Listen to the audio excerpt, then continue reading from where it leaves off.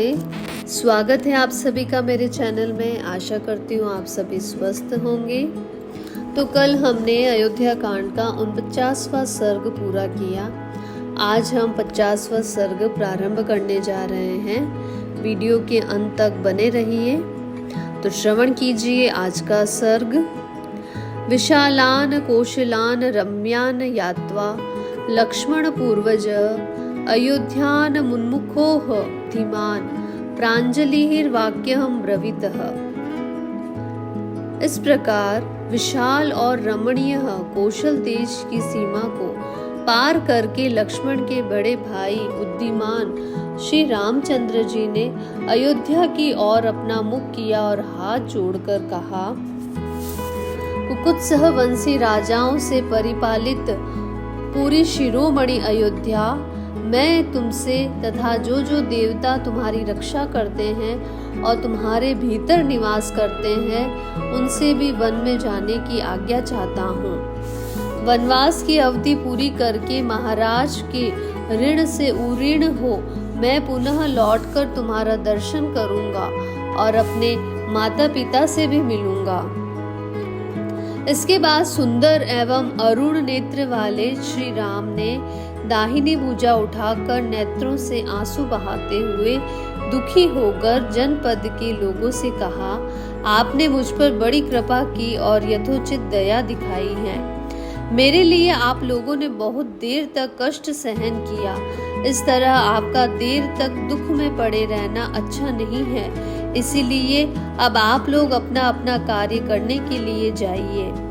यह सुनकर उन मनुष्यों ने महात्मा श्री राम को प्रणाम करके उनकी परिक्रमा की और घोर विलाप करते हुए वे वहां से जहां खड़े थे वहां ही खड़े रह गए। उनकी आंखें अभी श्री राम के दर्शन से तृप्त नहीं हुई थी और वे पूर्वोक्त रूप से विलाप कर ही रहे थे। इतने में श्री रघुनाथ जी उनकी दृष्टि से ओझल हो गए, जैसे सूर्य प्रदोष काल में छिप जाते हैं। इसके बाद श्री राम रथ के द्वारा ही उस कौशल जनपद को लांघ गए जो धन धान्य से संपन्न और सुखदायक था। वहां के सब लोग दानशील थे। उस जनपद में कहीं से कोई भय नहीं था। वहां के भूभाग रमणीय तथा चैत्य वृक्षों तथा यज्ञ संबंधी यूपों से व्याप्त थे। बहुत से उद्यान और आमों के वन उस जनपद की शोभा बढ़ाते थे। वहां जल से भरे हुए बहुत से जलाशय सुशोभित थे। सारा जनपद हष्ट पुष्ट मनुष्यों से भरा था। गौओं के समूह से व्याप्त और सेवित था। वहां के गांवों की बहुत से नरेश रक्षा करते थे तथा वहां वेद मंत्रों की ध्वनि गूंजती रहती थी। कौशल देश से आगे बढ़ने पर धैर्यवानों में श्रेष्ठ श्री रामचंद्र जी मध्य मार्ग से ऐसे राज्य से होकर निकले जो सुख सुविधाओं से युक्त धन धान्य से संपन्न रमणीय उद्यानों से व्याप्त तथा सामंत नरेशों के उपभोग में आने वाला था। उस राज्य में रघुनाथ जी ने त्रिपथगामिनी दिव्य नदी गंगा का दर्शन किया जो शीतल जल से भरी हुई थी, सेवारोह से रहित तथा रमणीय थी। बहुत से महर्षि उनका सेवन करते थे। उनके तट पर थोड़ी थोड़ी दूर पर बहुत से सुंदर आश्रम बने थे जो उन देव नदी की शोभा बढ़ाते थे। समय समय पर हर्ष भरी अप्सराएं भी उतरकर उनके जल कुंडल का सेवन करती हैं। वे गंगा सबका कल्याण करने वाली हैं। देवता, दानव, गंधर्व और किन्नर उन शिव स्वरूपा भागीरथी की शोभा बढ़ाते हैं। नागों और गंधर्वों की पत्नियां उनके जल का सदा सेवन करती हैं। गंगा के दोनों तटों पर देवताओं के सैकड़ों पर्वतीय क्रीड़ा स्थल हैं। उनके किनारे देवताओं के बहुत से उद्यान भी हैं। वे देवताओं की क्रीड़ाओं के लिए आकाश में भी विद्यमान हैं और वहां देव पद्मिनी के रूप में विख्यात हैं। प्रस्तर खंडों से गंगा के जल के टकराने से जो शब्द होता है वही मानो उनका उग्र अट्टास है। जल से जो फैन प्रकट होता है वही उन दिव्य नदी का निर्मल हास है। कहीं तो उनका जल वेणी के आकार का है और कहीं वे भंवरों से सुशोभित होता है। कहीं उनका जल निश्चल एवं गहरा है, कहीं वे महान वेग से व्याप्त है। कहीं उनके जल से मृदंग आदि के समान गंभीर घोष प्रकट होता है और कहीं वज्रपात आदि के समान भयंकर नाद सुनाई पड़ता है। उनके जल में देवताओं के समुदाय गोते लगाते हैं। कहीं कहीं उनका जल नील कमलों तथा मुकुंदों से आच्छादित होता है। कहीं विशाल पुलीन का दर्शन होता है तो कहीं निर्मल बालू का राशि का। हंसों और सारसों के कलरव यहाँ गूंजते रहते हैं। चकवे उन देव नदी की शोभा बढ़ाते हैं। सदा मदमत रहने वाले विहंग उनके जल पर मंडराते रहते हैं। वे उत्तम शोभा से संपन्न हैं। कहीं तटवर्ती वृक्ष मालाकार होकर उनकी शोभा बढ़ाते हैं, कहीं तो उनका जल खिले हुए उत्पलों से आच्छादित है और कहीं कमल वनों से व्याप्त है।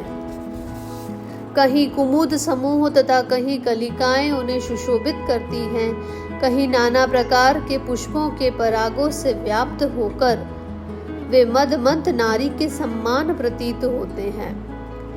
वे मल समूह दूर कर देती हैं। उनका जल इतना स्वच्छ है, मल समूह यानी पाप को दूर कर देती हैं। क्या गंगा का पानी, उनका जल इतना स्वच्छ है कि मणि के समान निर्मल दिखाई देता है। उनके तटवर्ती वन का भीतरी भाग मदमंत दिग्गजों, जंगली हाथियों तथा देवराज की सवारी में आने वाले श्रेष्ठ गजराजों से कोलाहल पूर्ण बना रहता है। वे फलों, फूलों, पल्लवों, गुल्मों तथा पक्षियों से आवृत होकर उत्तम आभूषणों से यत्न पूर्वक विभूषित हुई युवती के समान शोभा पाती हैं। उनका प्राकट्य भगवान विष्णु के चरणों से हुआ है। उनमें पाप का लेश भी नहीं है। वे दिव्य नदी गंगा जीवों के समस्त पापों का नाश कर देने वाली हैं। उनके जल में सूस, घड़ियाल, सर्प निवास करते हैं। सगरवंशी राजा भागीरथ के तपोमय तेजस से, जिनका शंकर जी के जटाजूट से अवतरण हुआ था, जो समुद्र की रानी है तथा जिनके निकट सारस और कौंच पक्षी कलरव करते रहते हैं, उन्हीं देव नदी गंगा के पास महाबाहु श्री राम जी कहते हैं, गंगा की वह धारा श्रृंगवेरपुर में बह रही थी, जिसके आवर्त लहरों से व्याप्त थे। उन गंगा जी का दर्शन करके महारथी श्री राम ने सारथी सुमंत्र से कहा, सूत, आज हम लोग यहीं रहेंगे। सारथे, गंगा जी के समीप ही जो यह बहुत से फूलों और नए नए पल्लवों से सुशोभित महान इंगुदी का वृक्ष है, इसी के नीचे आज रात में हम निवास करेंगे। जिनका जल देवताओं, मनुष्यों, गंधर्वों, सर्पों, पशुओं तथा पक्षियों के लिए भी समादरणीय है, उन कल्याण स्वरूपा सरिताओं में श्रेष्ठ गंगा जी का भी मुझे यहाँ से दर्शन होता रहेगा। तब लक्ष्मण और सुमंत्र भी श्री रामचंद्र जी से बहुत अच्छा कहकर अश्व द्वारा उस इंगुदी वृक्ष के समीप गए। उस रमणीय वृक्ष के पास पहुंचकर इक्ष्वाकु नंदन श्री राम अपनी पत्नी सीता और भाई लक्ष्मण के साथ रथ से उतर गए। फिर सुमंत्र ने भी उतरकर उत्तम घोड़ों को खोल दिया और वृक्ष की जड़ पर बैठे हुए श्री रामचंद्र जी के पास जाकर वे हाथ जोड़कर खड़े हो गए। श्रृंगवेरपुर में गुह नाम का राजा राज्य करता था। वह श्री रामचंद्र जी का प्राणों के सम्मान प्रिय मित्र था। उसका जन्म निषाद कुल में हुआ था। वह शारीरिक शक्ति और सैनिक शक्ति की दृष्टि से भी बलवान था तथा वहां के निषादों का सुविख्यात राजा था। उसने जब सुना कि पुरुष सिंह श्री राम मेरे राज्य में पधारे हैं, तब वह बूढ़े मंत्रियों और बंधु बांधवों से घिरा हुआ वहां आया।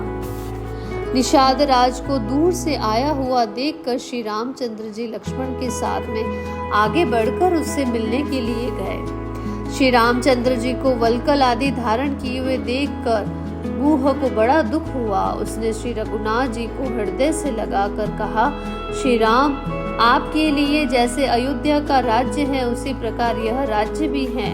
बताइए मैं आपकी क्या सेवा करूं महाबाहो। आप जैसा प्रिय अतिथि किसको सुलभ होगा। फिर भांति भांति का उत्तम अन्न लेकर वह सेवा में उपस्थित हुआ। उसने शीघ्र ही अर्घ्य निवेदन किया और इस प्रकार कहा, महाबाहो आपका स्वागत है। यह सारी भूमि जो मेरे अधिकार में है आपकी ही है। हम आपके सेवक हैं और आप हमारे स्वामी हैं। आज से आप ही हमारे इस राज्य का भली भांति शासन करें। यह भक्ष्य मतलब अन्न आदि, भोज्य पेय तथा लेह आदि सेवाओं में उपस्थित हैं, इसे स्वीकार करें। ये उत्तमोत्तम सैयाएं हैं तथा आपके घोड़ों के खाने के लिए चने और घास आदि भी प्रस्तुत हैं। ये सब सामग्री ग्रहण करें। गुह के ऐसा कहने पर श्री रामचंद्र जी ने उसे इस प्रकार उत्तर दिया, सखे तुम्हारे यहाँ तक पैदल आने और स्नेह दिखाने से ही हमारा सदा के लिए भली भांति पूजन सत्कार स्वागत हो गया है। तुमसे मिलकर हमें बड़ी प्रसन्नता हुई है। फिर श्री राम ने अपनी दोनों गोल गोल भुजाओं से गुह का अच्छी तरह से आलिंगन करते हुए कहा, गुह सौभाग्य की बात है कि मैं आज तुम्हें बंधु बांधवों के साथ स्वस्थ एवं स आनंद देख रहा हूँ। बताओ तुम्हारे राज्य में मित्रों के यहाँ तथा वनों में सर्वत्र कुशल तो है। तुमने प्रेमवश यह तो कुछ सामग्री प्रस्तुत की है, इसे स्वीकार करके तुम्हें वापस ले जाने की आज्ञा देता हूँ, क्योंकि इस समय दूसरों की दी हुई कोई भी वस्तु मैं ग्रहण नहीं करता, अपने उपयोग में नहीं लाता हूँ। वल्कल और मृग चर्म धारण करके फल और मूल का आहार करता हूँ और धर्म में स्थित रहकर तापस वेश में वन के भीतर ही विचरता हूँ। इन दिनों तुम मुझे इसी नियम में स्थित मानो। इन सामग्रियों में जो घोड़े के खाने पीने की वस्तु है उसी को इस समय मुझे आवश्यकता है, दूसरी किसी भी वस्तु की नहीं है। घोड़े को खिला पिला देने मात्र से तुम्हारे द्वारा मेरा पूर्ण सत्कार हो जाएगा। ये घोड़े मेरे पिता महाराज दशरथ को बहुत प्रिय है। इनके खाने पीने का सुंदर प्रबंध कर देने से मेरा भली भांति पूजन हो जाएगा।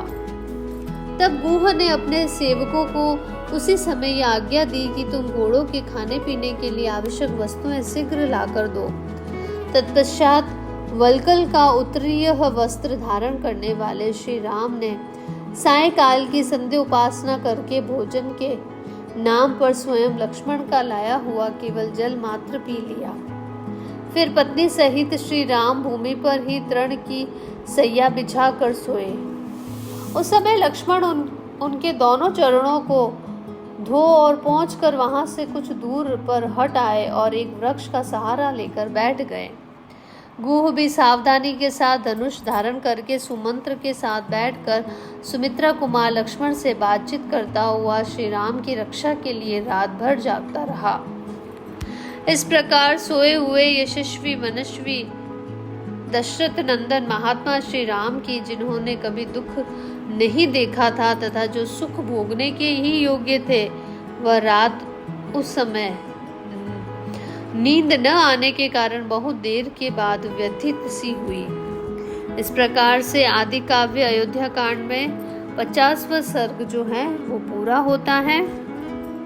कल हम आगे का सर्ग प्रारंभ करेंगे। आगे की सर्ग में हम निषाद राज गुह के समक्ष लक्ष्मण का विलाप सुनेंगे। तो धन्यवाद। आपका दिन मंगलमय हो। चैनल को लाइक, सब्सक्राइब और ज़्यादा से ज़्यादा शेयर करें।